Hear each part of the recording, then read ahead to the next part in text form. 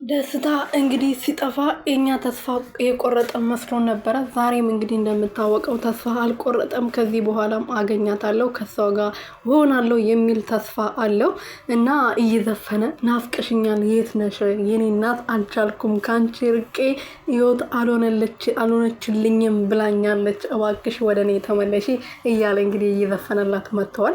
ያው እነሱ አንድ ላይ እንደማይሆኑ መጀመሪያም የታወቀ ነገር ነው።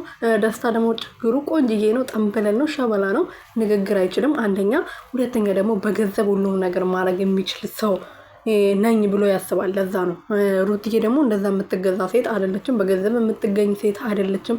እሷ እንቁ ዳይመንድ ነች። ዳይመንድ እንኳን ተገዝቶ ይገኛል። እሷ ደግሞ ተገዝቶ ምንም ተደርጋ አትገኝም። እራሷ ካልፈለገች በፍቅር ካልተገዛች በስተቀር ማለት ነውና ደስታ ወደ ራስ ተመለስ። በገንዘብ ምናምን አትመካ፣ በራስክ በአይምሮክ ተመካ፣ በአይምሮክ ተመራ ነው። ምልክ ሌላ ምንም ነገር የለም። ሰላም ቤተሰብ እንዴት ናችሁ? ደህና ናችሁ ወይ? እኔ ያለው እግዚአብሔር ይመስገን። በያላችሁበት ሰላማችሁ ብዝት ተረፍረፍ ይበልልኝ የኔ ውድና ወርቅ እንቆ የሆናችሁ ቤተሰቦች፣ ለዚህ ቤት አዲስ የሆናችሁ ሰብስክራይብ፣ ሼር፣ ላይክ እያደረጋችሁ ቤተሰብ እንድትሆኑ በትህትና እየጠየቅኩኝ።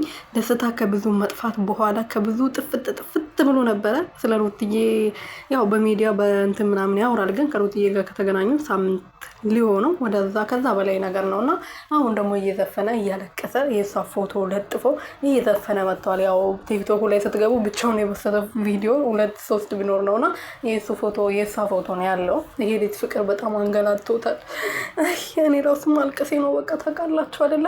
ያሳዝናል። ወንድ ልጅ እንደዚህ ሲሆን ያሳዝናል። ያኛው እዛ ጋር ይንጠባረራል፣ እሱ ደግሞ እዚህ በፍቅሯ ያብዳልና ያሳዝናል። እውነት እንጀቴን በላው። ይሄ ምሬን ነው።